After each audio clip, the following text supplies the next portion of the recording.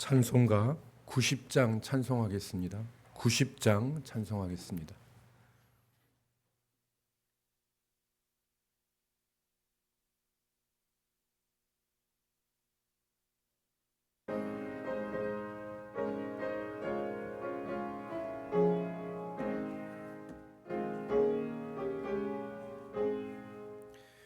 주 예수 내가 알기 전 날 먼저 사랑했네. 그 크신 사랑 나타나 내 영혼 거듭났네. 주 내 맘에 늘 계시고 나 주의 안에 있어. 저 포도비유 같으니 참 좋은 나의 친구. 내 친구 되신 예수님 날 구원하시려고 그 귀한 몸을 버리사 내 죄를 대속했네. 나 주님을 늘 믿으며 그 손을 의지하고 내 몸과 마음을 바쳐서 끝까지 충성하리. 내 진실하신 친구여 그니 내 내려주사 날 항상 보호하시고 내 방패 되옵소서. 그 풍성한 참 사랑을 니 끊을 소냐. 날 구원하신 예수는 참 좋은 나의 친구. 신앙 고백하겠습니다. 전능하사 천지를 만드신 하나님 아버지를 내가 믿사오며 그 외아들 우리 주 예수 그리스도를 믿사오니 이는 성령으로 잉태하사 동정녀 마리아에게 나시고 본디오 빌라도에게 고난을 받으사 십자가에 못 박혀 죽으시고 장사한 지 사흘 만에 죽은 자 가운데서 다시 살아나시며 하늘에 오르사 전능하신 하나님 우편에 앉아 계시다가 저리로서 산자와 죽은 자를 심판하러 오시리라. 성령을 믿사오며 거룩한 공회와 성도가 서로 교통하는 것과 죄를 사하여 주시는 것과 몸이 다시 사는 것과 영원히 사는 것을 믿사옵나이다. 아멘. 하나님의 말씀 베드로전서 1장 1절로 9절입니다. 베드로전서 1장 1절로 9절의 말씀을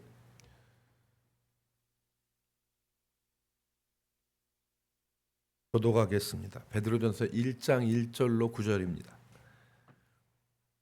예수 그리스도의 사도 베드로는 본도, 갈라디아, 갑바도기아, 아시아와 비두니아에 흩어진 나그네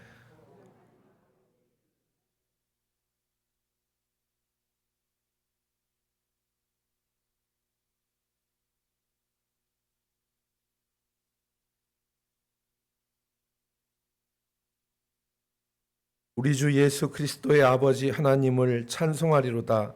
그의 많으신 긍휼대로 예수 그리스도를 죽은 자 가운데서 부활하게 하심으로 말미암아 우리를 거듭나게 하사 산 소망이 있게 하시며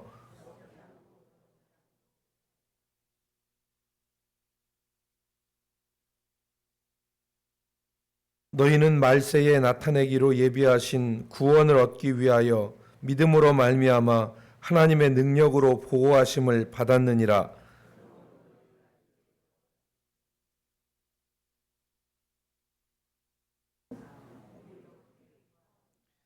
너희 믿음의 확실함은 불로 연단하여도 없어질 금보다 더 귀하여 예수 그리스도께서 나타나실 때에 칭찬과 영광과 존귀를 얻게 하실 것이니라.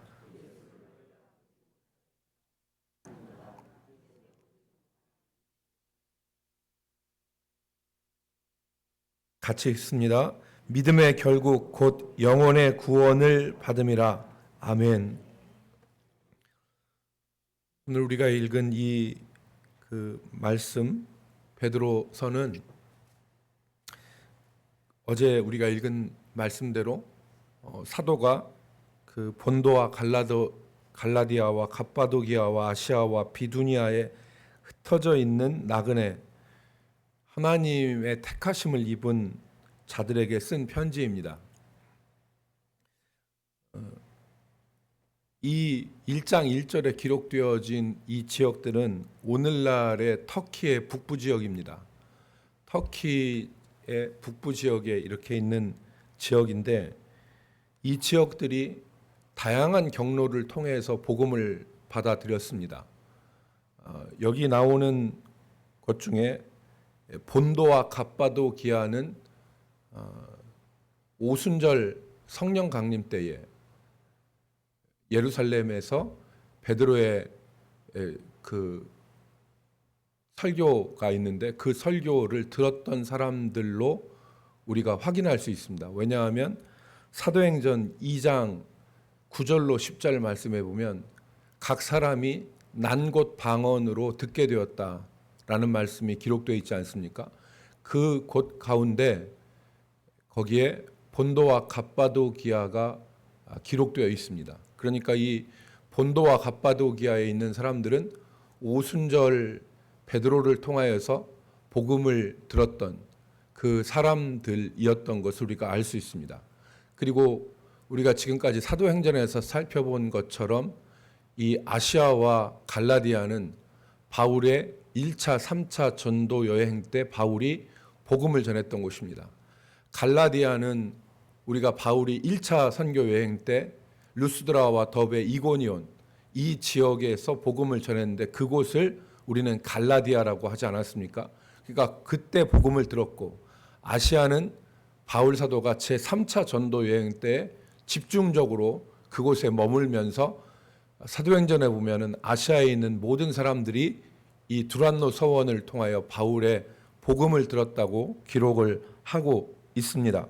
그렇기 때문에 여기에 기록되어 있는 본도와 갑바도기아와 갈라디아와 아시아와 비두니아는 여러 경로를 통해서 복음을 들었던 지역들입니다. 그런데 이 지역에 있는 그 성도들을 어제 우리가 읽은 말씀, 오늘 우리가 읽은 1장 1절 말씀 끄트머리에 보면 나그네라고 그렇게 표현을 했습니다. 그래서 이때 나그네는 단순한 여행객이 아니다. 오늘날과 같이 나그네라고 하는 것은 단순한 여행객이 아니라 정확한 의미는 국적이 없는 사람들이라고 얘기를 했습니다. 그러니까 그 원 지역의 주민들과 같이 그 지역에 뿌리가 없고 그 지역 사람들과 문화와 언어와 종교가 다른 사람들, 그런 사람들이 그 지역에 있는 사람들과 같이 사는 것입니다. 그런데 이들이 뭘 가지고 있어요? 믿음을 가지고 있는 겁니다. 그래서 믿음을 가지고 있는 그 사람들이 그 지역에 있는 그 원주민들과 같이 거기서 부대끼며 살아가는 가운데 있었던 것입니다. 세금도 더 많이 내야 됐고 법적인 보호도 완벽하게 받지 못하고 분쟁이 있을 때면 손해를 감수해야 하는 사람들입니다. 오늘날도 마찬가지죠. 외국에 나가 있는 사람들이 그 외국에 현지에 있는 사람들과 법적 문제가 발생하면 이게 손이 안으로 굽는다고 그 지역 자국민들을 보호하지 외국인들을 잘 보호하지 않습니다. 그것과 마찬가지로 여러 가지 이 시험들이 있고 여러 가지 어려움들이 있었던 것입니다. 그래서 오늘 6절 말씀에 보면 베드로가 그러한 상황을 언급한 것입니다. 6절을 같이 읽습니다. 그러므로 시작. 그러므로 너희가 이제 여러 가지 시험으로 말미암아 잠깐 근심하게 되지 않을 수 없으나 오히려 크게 기뻐하는도다. 아멘. 여기서 이들을 근심하게 한 여러 가지 시험은 나그네로서 그리고 그들이 믿음을 가진 사람들로서 당하는 고난을 말할 것입니다. 베드로가 이 편지를 언제 썼느냐, 쓴 때를 추측할 때 AD 60년에서 64년 정도로 우리가 그렇게 추측을 합니다. AD 60년에서 64년의 이 기간 동안에 로마의 황제는 네로였습니다. 그 유명한 네로였는데 베드로가 AD 64년에 이 네로의 박해로 말미암아서 십자가 처형을 당했다고 초대교회의 기록은 기록하죠. 그래서 터툴리안 같은 사람은 베드로가 십자가에 처형당했다고 하는 것을 언급을 했습니다. 그래서 AD 64년에 로마에서 네로의 박해로 인하여서 베드로가 순교를 하였는데 이 편지는 베드로가 로마에 있었을 때에 쓴 편지입니다. 우리가 사도행전 15장에 보면은 예루살렘 공의회가 나오잖아요. 이방인들이 어떻게 예수를 믿을 것이냐, 믿음에다가 율법을 행해야 된다, 할례를 행해야 된다라고 하는 그러한 사람들의 얘기가 나왔을 때 안디옥 교회에서 어떻게 할 거냐 하고 예루살렘으로 보냈을 때 그때에 두 사람이 예루살렘 지도자로 등장했었지 않습니까? 그 두 사람이 누구였습니까? 베드로와 야고보였습니다. 베드로와 야고보였는데 이때 베드로와 야고보가 여전히 그 예루살렘 지도자로 있었는데 아마 그 이후에 베드로가 예루살렘에 있는 곳으로 나타나지 않는데 학자들은 바울 사도가 아가야 지방과 마게도니아 지방의 연보를 가지고 사람들이 긋고 말리는데도 예루살렘으로 올라가죠. 그래서 올라가서 연보를 전하고 그 바울이 어떻게 했습니까? 체포가 되어서 가이사랴를 거쳐서 로마로 압송이 되죠. 그래서 베드로도 그 이후에 로마로 간 것으로 추측이 됩니다. 그리고 특별히 오늘 베드로전서 5장 이 뒤에 있는 13절 말씀을 보십시오. 여러분 5장 13절 말씀에 보면 거기에 뭐라고 기록되어 있습니까? 5장 13절 말씀에 보면 택하심을 함께 받은 바벨론에 있는 교회가 너희에게 문안한다. 그렇게 기록되어 있죠. 택하심을 함께 받은 바벨론의 교회도 너희에게 문안한다. 그런데 바벨론이 어느 지역입니까? 바벨론은 예루살렘의 동편 지역입니다. 그러니까 이때 바벨론에는 교회가 없었어요. 복음이 전해지지 않은 때입니다. 바벨론은 지금으로 얘기하면 이란하고 이라크 지역인데 택하심을 받은 바벨론에 있는 교회도 너희에게 문안한다. 이때 당시에 바벨론은 교회가 없었어요. 그런데 왜 베드로는 바벨론이라고 그랬습니까? 이 바벨론이 로마를 가리킵니다. 이 바벨론이 그 이스라엘 역사에서 느부갓네살이 예루살렘과 예루살렘 성전을 주전 587년에 다 함락시키고 멸망시키잖아요. 그것과 같이 교회를 핍박하는 로마를 비유적으로 바벨론이라고 얘기한 겁니다. 그러니까 오늘 베드로는 이 편지를 어디에서 썼냐면 로마에서 쓴 거예요. 로마에서 와서 보니까 네로의 박해가 있었고 그 네로의 박해 가운데 예루살렘에서 지도했던 것과 달리 로마는 다른 상황이었고 여러 흩어진 교회의 성도들의 상황을 보니까 베드로가 이 편지를 쓰지 않을 수가 없었던 겁니다. 그래서 베드로는 흩어져 있는 성도들, 로마에 있는 성도들에게 이 편지를 쓴 것입니다. 그래서 오늘 8절 말씀에 여러 가지 시험으로 말미암아 너희가 근심하지 않을 수 없으나 근심에 빠져 있는 것이 아니라 또한 근심으로 끝나는 것이 아니라 오히려 크게 기뻐한다. 말할 수 없는 즐거움으로 기뻐한다. 여기 8절에 있는 말씀에 보면 말할 수 없는 즐거움으로 기뻐한다. 그렇게 말했습니다. 그러니까 오늘 1장에서 말하는 것은 복잡한 것이 아닙니다. 두 가지인데 하나는 너희가 여러 가지 시험으로 말미암아 잠깐 근심하지 않을 수 없었다. 그렇지만 근심 가운데 머물러 있는 것이 아니라 오히려 말할 수 없는 기쁨과 즐거움으로 기뻐한다. 이것에 두 가지에 대해서 말한 것입니다. 그러면 오늘 우리는 그 기쁨의 원인이 무엇인가를 생각해 보지 않을 수 없습니다. 무엇 때문에 이렇게 기뻐할 수 있었느냐? 그것은 바로 하나님이 주신 은혜 때문에 기뻐한 것입니다. 하나님이 교회에 주신 은혜, 그래서 그 은혜로 말미암아 기뻐하지 않을 수 없었던 것입니다. 그래서 어제 우리가 살펴본 대로 그 은혜가 3절로부터 5절에 기록되어 있습니다. 하나님이 주신 은혜가 3절로부터 5절에 기록되어 있죠. 우리 3절로부터 5절을 같이 읽겠습니다. 천천히 같이 우리 주 시작. 우리 주 예수 그리스도의 아버지 하나님을 찬송하리로다.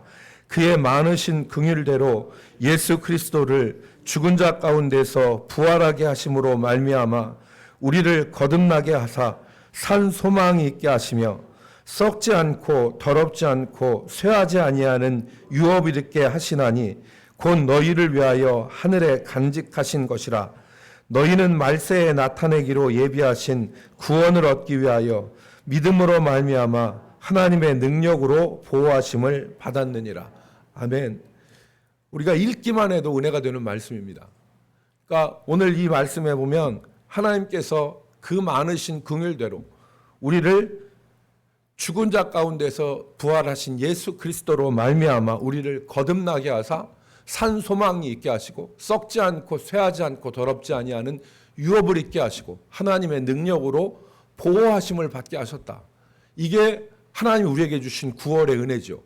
그 은혜를 생각할 때 기뻐하지 않을 수 없다는 것입니다. 제가 언젠가 말씀드렸다시피 헬라어에서 이 기쁨이라는 말과 은혜라는 말은 어원이 같습니다. 쌍둥이입니다. 그러니까 기쁨이라는 말은 헬라어로 카라라고 하고 은혜라는 말은 카리스라고 하는 말입니다. 두 말이 어근이 같습니다. 카라, 카리스. 그러니까 카라와 카리스인데 그래서 하나님 이 은혜와 기쁨은 쌍둥이라고 그래요. 천둥이 치면 또 번개가 치면 천둥이 우르릉 쾅쾅하고 있듯이 천둥과 번개가 같이 오는 것처럼 은혜와 기쁨은 동시에 나오는 것이다. 그래서 은혜를 받은 사람만이 기뻐할 수 있는 것입니다. 그래서 기쁨의 근원은 은혜입니다. 그러니까 오늘 여기에 있는 이 베드로가 지금 여러 가지 시험을 만나서 잠시 근심하지 않을 수 없으나 기뻐하는 것은 3절로부터 5절에 기록되어진 하나님이 주신 은혜, 그 은혜가 여러 가지 시험들을 능히 이기게 하는 것입니다. 특별히 하나님께서는 이 구원의 은혜와 함께 우리에게 믿음을 주신 것입니다. 그래서 7절 말씀에 보면 너희 믿음의 확실함은 불로 연단하여도 없어질 금보다 더 귀하여 예수 그리스도께서 나타나실 때에 칭찬과 영광과 존귀를 얻게 할 것이니라. 하나님께서 우리에게 이 구원의 보증으로 믿음을 주신 것입니다. 그래서 이 믿음으로 말미암아 이 믿음이 확실하여서 불로 연단하여 없어질 이 금보다도 더 훨씬 귀하다. 그래서 이 믿음이 예수 그리스도께서 나타나실 때에 우리에게 칭찬과 영광과 존귀를 얻게 하실 믿음을 우리에게 선물로 주신 것이다. 그래서 하나님이 어제 그래서 우리가 읽은 말씀처럼 2장 10절에 있는 말씀처럼 전에는 우리가 하나님의 백성이 아니더니 이제는 하나님의 백성이고 전에는 긍휼하심을 얻지 못하였더니 이제는 긍휼하심을 얻게 되었다는 말씀처럼 오늘 우리가 1장에서 보는 말씀은 하나님의 백성이 되어서 하나님의 은혜와 사랑과 보호 가운데 살게 되어진 그 은혜로 말미암아 여러 가지 시험 가운데 우리가 붙들어 매일 수 없고 오히려 기뻐하는 것이라 그렇게 말하는 것입니다. 바울 사도는 베드로 사도는 오늘 그렇게 말했지만 바울 사도는 로마서 8장 18절 말씀에 생각하건대 현재의 고난은 장차 우리에게 나타날 영광과 좋게 비교할 수 없도다 그랬습니다. 현재의 고난은 장차 우리에게 나타날 영광과 좋게 비교할 수 없도다. 그리고 고린도후서 4장 17절 말씀에 바울 사도가 이 고난과 영광에 대해서 다시 비교했습니다. 고린도후서 4장 17절 말씀에는 우리가 잠시 받는 이 환난에 경한 것이, 우리가 받는 이 환난에 경한 것, 가벼울 경자를 쓴 거죠. 그래서 우리가 받는 이 환난에 가벼운 것이 지극히 크고 영원한 영광에 중한 것을 우리에게 이루게 함이니 그랬습니다. 그러니까 무엇입니까? 오늘 우리가 잠깐 받는 이 고난이 장차 받을 영광의 재료가 된다는 것입니다. 우리가 지금 당하는 이 고난은 우리가 받는 영원한 기쁨과 영광의 재료로서 쓰이는 것이다. 그렇기 때문에 오늘 우리가 여러 가지 시험이나 고난들을 만날 때, 속상한 일을 만나고 어려운 일들을 만났을 때 그것으로 인하여서 근심 가운데 매여 있을 것이 아니라 오히려 그 근심이 아니라 말할 수 없는 기쁨과 즐거움으로 우리가 그것을 능히 이길 수 있는데, 그것은 오늘 바울 사도처럼 그 현재 당하는 고난과 장차 우리에게 나타날 영광을 좋게 비교할 수 없고, 우리가 당하는 현재의 고난은 장차 우리가 받을 영광을 재료가 되는 것, 이것을 기억하여서 고난 가운데서도 기뻐할 수 있는 우리 성도들이 되기를 주의 이름으로 축복합니다. 고난 가운데서 낙심하고 원망하고 절망하고 한숨 짓고 하는 것이 아니라 오히려 이것을 기뻐함으로 우리가 이 고난을 이겨나갈 수 있는 우리 성도들이 될 수 있기를 주의 이름으로 축복합니다. 기도하겠습니다. 거룩하신 하나님,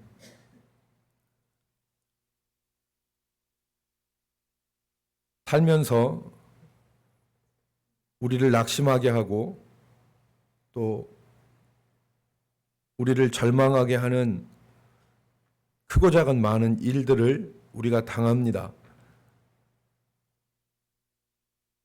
그러한 가운데 하나님, 우리가 낙심하며 우리의 믿음이 손상당하는 것이 아니라 오히려 하나님이 주신 이 구원의 큰 은혜와 기쁨을 생각하며 능히 이겨나갈 수 있도록 우리를 주장하여 주시옵소서. 오늘도 우리 생활에서 만나는 여러 가지 일들 가운데 하나님이 우리에게 기쁨을 주시고 은혜를 허락하여 주셔서 오늘 우리가 한날을 살아가는 동안도 하나님께 영광을 돌리며 감사하며 찬송하며 살게 하여 주옵소서. 아버지, 우리 마음속에 근심되어지는 많은 일들을 이 새벽에도 가지고 나왔습니다. 주님, 이 일들을 주님께 아뢰게 해주시고 우리의 기도의 금대접을 응답의 금대접으로 바꾸시는 그 하나님을 의지하여 오늘도 하나님 앞에 우리 사정을 아뢰고 고하며 하나님의 도우심을 의지하는 이 새벽이 될 수 있도록 주께서 역사하여 주옵소서. 간절히 빌고 원하옵는 것은 우리 성도들을 주께서 기억하여 주시고 특별히 연약함 가운데 병상에서 신음하는 주의 백성들을 기억하여 주셔서 주님, 이 새벽에도 일일이 찾아가셔서 주의 손으로 안수하여 주시고 새 힘을 허락하여 주시옵시며 모든 약한 것과 곤고한 것이 치유되어지는 귀한 은혜를 덧입혀 주시옵소서. 이 세상의 악한 영들을 우리가 분별하며 이길 수 있는 영분별의 은혜를 허락하여 주시고 믿음을 허락하여 주셔서 우리의 믿음을 가라앉게 만들고 우리의 믿음을 아버지 연약하게 만드는 모든 원수마귀의 괴계를 물리치게 하여 주시옵시며 오늘도 일깨어서 성령을 의지하여 하나님과 동행하는 귀한 한날이 되게 하여 주옵소서.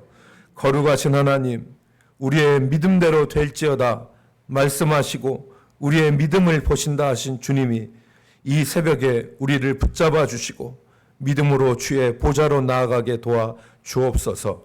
존귀하신 예수님의 이름으로 기도 올리옵나이다. 아멘. 우리 찬송하고 기도하겠습니다.